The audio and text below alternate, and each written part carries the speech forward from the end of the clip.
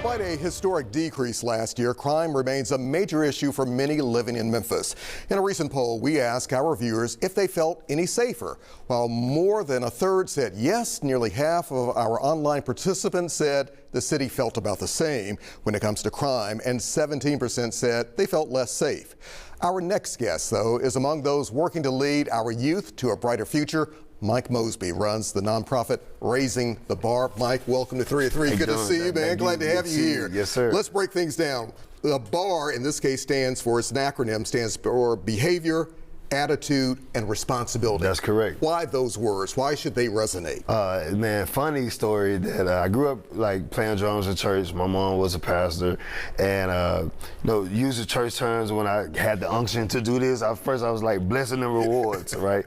But I thought about it. That's something that I needed to be raised in my life, my own life. Man, I needed my behavior to be checked. I needed my attitude to be checked, and my responsibility. I was going to ask you, were you a troublemaker years ago growing up or not? Definitely was a troublemaker. I tell my mom often that she has a full head of gray hair, and I'm responsible for about 80% of that. But got into a lot of things like a lot of our young men. Yeah, Raising the Bar, though, it's been around for about 20 years. Yes, sir. What made you say, we got to do this? I got to be a part of this change. I got to be a part of a solution. I knew that it was time. There's a lot of young men that's out there. I grew up in a single parent home, and there's a lot of young men that's out there that have talents, that have, like, they're just really good at anything that they put their minds to. It was 20 years ago, I told one of my friends, I just feel like I'm finna start something for young men, and we're about to save their lives, not knowing nothing about nonprofits, but it was just, I felt the unction. I was told that I was gonna do something special. I ran from it a lot, but I just kind of accepted the call. Yeah, Mike, a lot of people know you by trade as being this outstanding all-star drummer for sure, but you work with young men through not only music but sports and outdoor programming. Yes. Why those things and how? Those things, fun. Music is fun. Everybody wants to be some kind of music something, right? And then it's taking a part of who I am, and I just took myself and I just turned myself into programs where I'm a drummer, where we bring in professional drummers who's on tour with young men.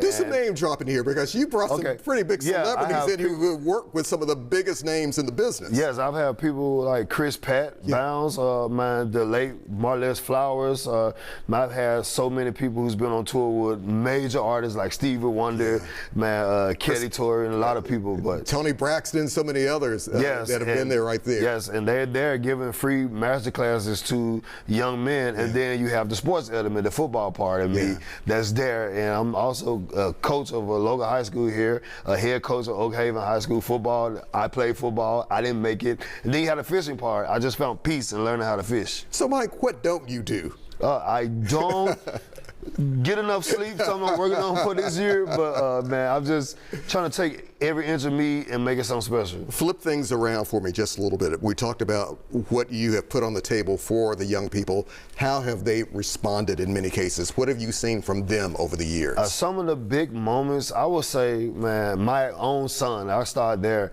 My own son graduated high school 2024, and he's at a sophomore at Miles College right now on a full football scholarship. Is that Miles College in Alabama? Yes, in Alabama, 2.5 hour drive, 3 hour drive. But man, it's amazing when they come back and say stuff like, man, Coach, you've been a part of my life. You changed my life. Man, I just was telling Candace in the back that, man, one of my young men came back just to tell me he got a job. Wow. And I coached him years ago. I remember getting a phone call from one of my guys in like 2018 just to tell me he finally talked to his sister. I coached him in 2012. Are you serious? So to get those calls back, to know that, like, man, they can rely on Coach, or they come back to be excited to tell you something just like, as simple as maybe to other people, but he talked to his sister, me knowing his story. Like, is that part of the change that we need in Memphis? That's definitely part of the change. Part of that change is, I tell people all the time, we often want to find good role models, but we need more real models. We need people who's gonna be a presence, who's gonna be consistent. We need people who's going to say, man, I'm going to lock in with them regardless. One last thing I want to ask you about. A few years ago, I believe you released a book called Make Moves That Count, 21 Gems for the Driven. Yes. Why that book? It's Make Movies That Count that's my mantra. It's a 21-day journal that you can get on Amazon, but it's also something that I read every day, my own stuff. I make videos just about every day, and it was just something to inspire the people. And I'm kind of one of those people, if I think I'm gonna do something, I'm just gonna do it. What it looks, I don't know what it's gonna look like at the end, but we just wanna get it done. So I feel like I'm loaded with, man, so much. Mike, keep inspiring Memphis. We need you, man. Thank you. Good to Thank see you. you.